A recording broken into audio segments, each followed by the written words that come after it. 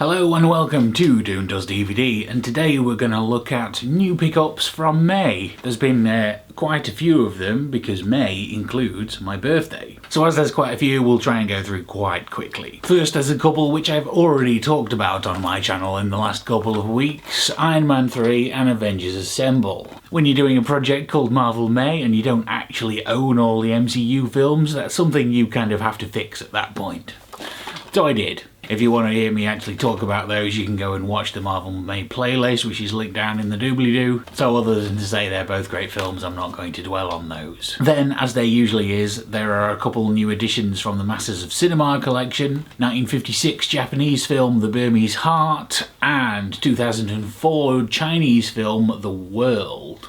As is often the case with Masters of Cinema releases, I'm picking these up blind and know very little about them, but a rhapsodic celebration of song, a brutal condemnation of wartime mentality, and a lyrical statement of hope within the darkness, or a look at the insular world of a troupe of Chinese stage performers dreaming of freedom. Both sound interesting, and I look forward to watching and reviewing them in the future. Because now Marvel May is done with, I am finally intending to get back to doing regular Masters of Cinema reviews here. Then on to some birthday things. We have The Princess Bride 25th Anniversary Edition Blu-ray. I only actually watched this within the last 2 or 3 years. It's one I'd sort of heard about but didn't really know a lot about, but when I finally watched it I really enjoyed it, and this edition's got loads of cool extra features on as well. Then we've got The Wizard of Oz in 3D. I mainly wanted this one because it's a fancy edition with lots of extra new features.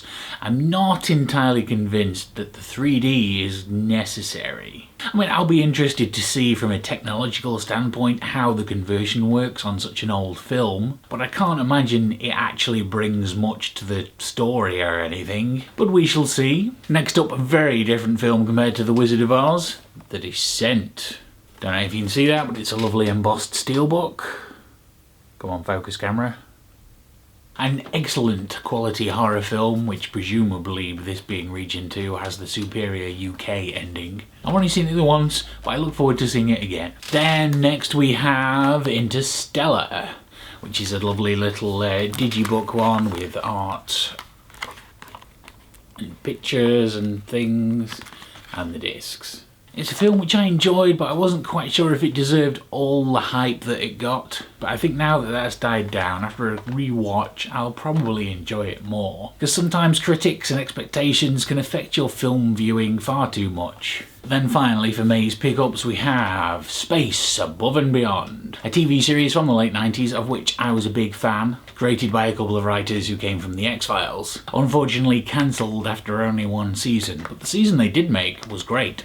At least I thought. I guess people at the time didn't, otherwise it might have got more season. And that wraps up for this video. New pickups from May. Some I've already recently watched, some I haven't seen for years, but I look forward to getting around to watching them again soon. Any thoughts on my new additions this month? Let me know in the comments down below. Thank you for watching, and I'll see you again next week.